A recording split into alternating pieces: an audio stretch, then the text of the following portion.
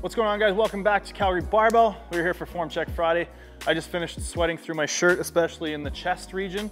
Getting ready for War of the West here May 20th, so expect some cool meat footage from that. And here we go. Our first video today comes from Mark Thanhauser. He's from Germany and he's doing some conventional deadlifts, 125 kilos for a set of 4 here.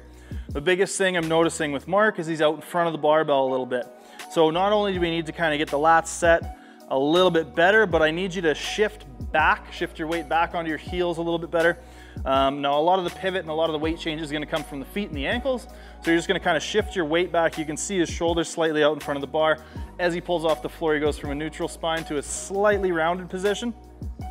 And that's leading to almost more of a stiff-legged deadlift than a conventional deadlift. So the other thing I would think is probably get a little bit more bend in the knees, sit your butt down just a tiny bit more, as well as the lean back, and that should make a big difference in the deadlift.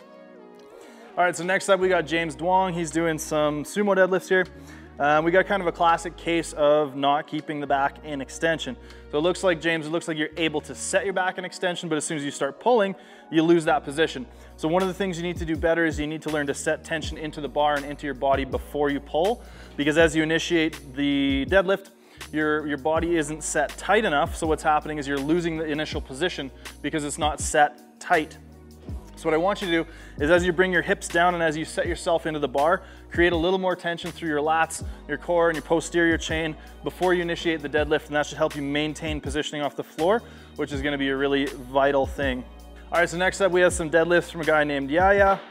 And the biggest thing here is we need to try and get your shoulder blades into a better position. It looks like your shoulder blades are a little bit far in front. You might be a little bit shrugged up. So let's try and fight the shrug. In terms of what the upper back is doing in the upper back activation, try and get those shoulders down. So think about kind of the anti-shrug, and that's more what we're going for in the shoulder blades. Because they're a little bit rolled forward, it's making it really hard for you to get your mid back into a good position. So off the floor, we're seeing a fair bit of rounding because you're kind of forward in the shoulders and reaching up, as opposed to being able to actually set the shoulder blades down, which is going to lend itself to a bit better back extension.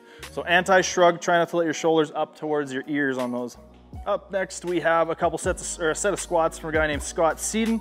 Now the biggest thing I'm seeing with Scott is I think his stance might be a little bit wide. It looks like you're having trouble maintaining positioning out of the hole. Now Scott mentioned he has a tendency when the weight gets heavy for his hips to shoot up behind him.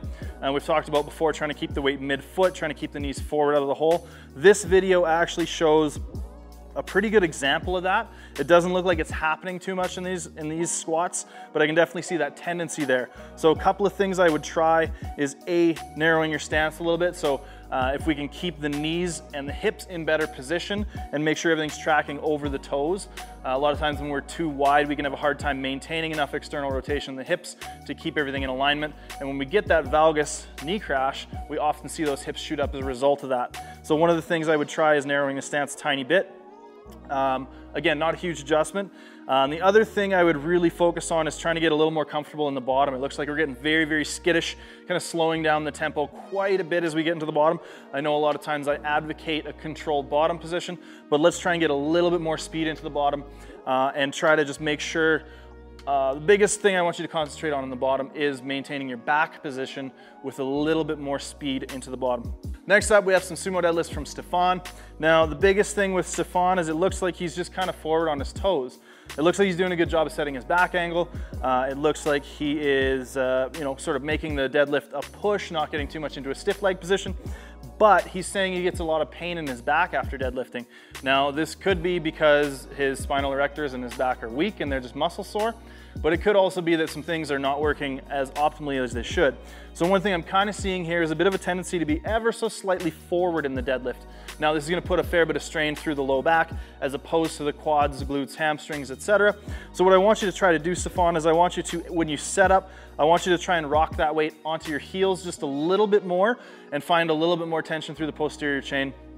You should be able to do it even just standing there, kind of bend forward, and you'll notice if you're on your toes, your back's going to get a little more fired up. If you can sit back properly, you're going to feel that weight and that tension shift towards the glutes and the hamstrings. That's more what we're looking for.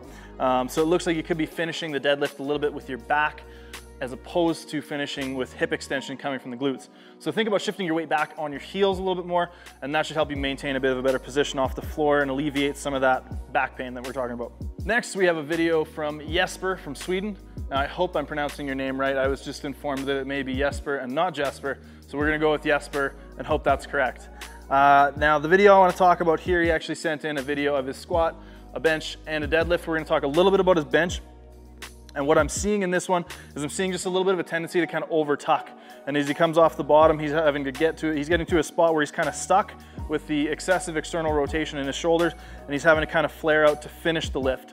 So what I would advise is tucking a little bit less as you go in towards the bottom, keeping your elbow joint a little more stacked straight under the bar, and that might help you be a little bit smoother through that sort of midpoint transition point. On the squat, bars rolling a little bit on your back, so I would try to maintain a little more tension in terms of extension through the upper and mid back, really thinking about locking those shoulder blades down, pulling the bar in with your lats, etc. And on the deadlift, it looks like we're just kind of losing position off the floor. It might just be a little bit heavy. You might be a better deadlifter round backed, but if I had to critique that deadlift, it's hard to tell from this angle obviously, but I would say try to maintain or to create a little bit of a flatter back angle, a little bit more patience off the floor. All right, so this next one from Joseph Wu, we're also doing some deadlifting, and very similar thing, I'm kind of noticing a recurring trend or a theme through this video, and that is shifting the weight back a little bit. He looks like he's out in front of the bar as well. Shoulder joints maybe a little bit in front of the bar. I know that's a big teaching point in starting strength, but it's never made sense to me, and it often leads to really crappy mechanics from what I've seen. So I would try to get that shoulder joint a little more straight up and down. Let's try and sit back on those heels a little bit more and pivot to a point where your shoulder joint is a little more straight up and down from the bar. Again, most of that's gonna come from the feet and the ankles, but it should lead to a much better pulling position and a little bit less of a stiff leg position. All right, so lastly, in this video, we have some squats from Elliot Choi. This one was actually sent to Dylan, so maybe I should let Dylan critique this one. No? He's shaking his head. All right, so the biggest thing I want to say about this one is that I want you to try and learn how to sit back a little more in your squats. It might be useful to do some box squats to cue you to sort of get those hips a little bit further behind you, but you're very, very upright, which in most cases isn't a big issue, but I think you're gonna get a little bit more power if we can kind of get a little bit more of a back angle out of it. You're also gonna get better depth, because it looks like right now you're getting to as much depth as you can, and it's gonna be pretty on the line if you were to compete in a powerlifting meet. So what I want you to learn to do is I want you to learn to push back, especially into the very bottom of the squat, and use a little bit more of your posterior chain, a little bit more weight towards the back of your feet. And that should go a long ways for your squat. All right, guys, that's it for this week. We'll be back next week. We have a lot of really, really cool content coming out soon. We're also gonna be launching our apparel. Hopefully early May, we'll sort of solidify a release date for that stuff publicly very soon. But thanks for tuning in. Like, subscribe, and comment. We will see you very soon. Thanks.